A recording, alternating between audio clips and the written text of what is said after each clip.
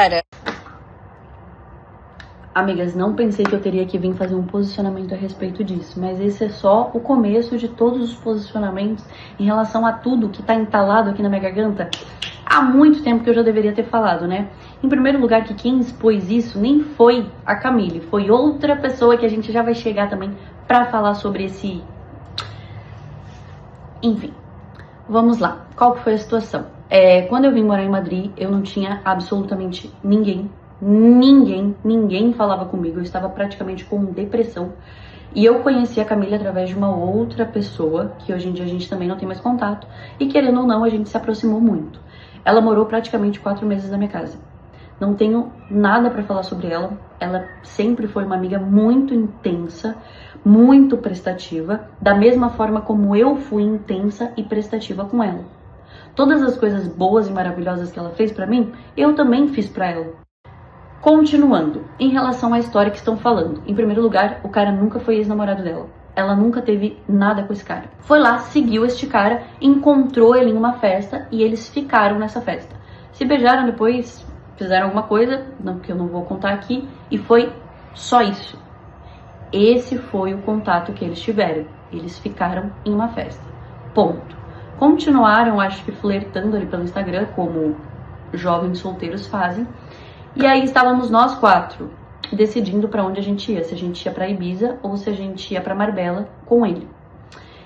Eu queria ir pra Ibiza com as meninas desde o começo, mas ela queria muito ir pra Marbella e eu falei, não, então vamos com ele. Fomos. Desde o começo, desde o primeiro dia, desde o princípio, nós 4 estávamos como amigos, os 4. Os 4 como amigos. 4 como amigos.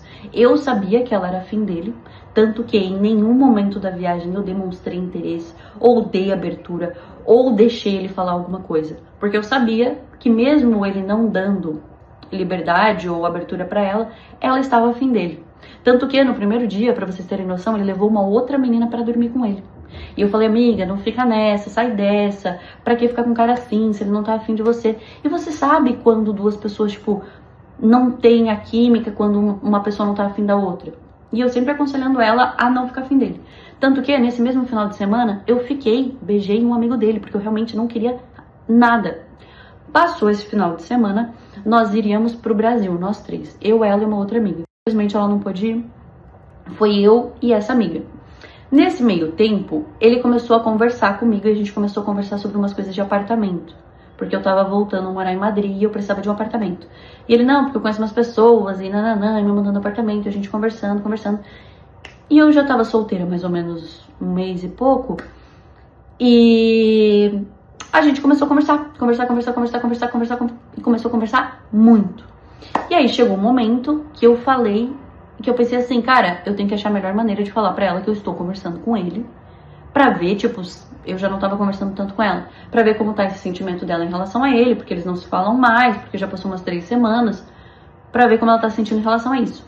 Quando a gente tocou no assunto, ela simplesmente surtou. Surtou falando que ela amava ele, que ele era dela, que, sabe, tipo, surtou e eu não tinha falado absolutamente nada.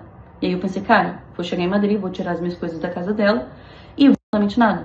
E aí eu pensei, cara, vou chegar em Madrid, vou tirar as minhas coisas da casa dela e vou chamar ela pra conversar pessoalmente sobre esse assunto. Quando eu cheguei, ela simplesmente surtou. Supôs que eu estava ficando na casa dele, supôs que eu estava namorando ele, supôs, sei lá, que a gente estava casado ou alguma coisa assim. Sendo que nenhuma dessas informações era verdade. Me mandou um texto gigantesco, me humilhando de todas as maneiras. Aí agora entra a história da mãe dela falando que não quer me ver na rua porque vai me bater. Falando que eu sou uma interesseira. Interesseira, gente. Eu, interesseira. Quando que eu estive em um relacionamento e ganhei alguma coisa? Me falem. E esse já é um outro ponto da questão que a gente tem que falar, né? Que ficam falando, ah, interesseira. E aí? Verdade. E aí, as coisinhas? Nada, né? Além de humilhação, de trauma. Mas esse é um outro ponto em questão, que a gente já vai falar sobre. E aí, começou aí. Aquele vídeo travou. Resumo da história, amigas. Nunca foi namorado dela, ela nunca me deu a oportunidade de conversar com ela, eu nunca tinha nem ficado com ele. Eu queria conversar com ela e falar que eu estava conversando com ele, que eu realmente estava ficando afim dele pra saber se ela ainda sentia alguma coisa, mas não me deu essa oportunidade. E aí agora simplesmente virou essa bola de neve. Então, assim, tô dando meu posicionamento pra vocês. Não estou falando em nenhum momento que eu estou certa, porque eu não deveria ter dado abertura pra esse sentimento, mesmo sabendo que pra ele não era nada, mas pra ela era algo importante. Então, assim, não existe certo nem errado dessa história. É isso. Amigas, assim,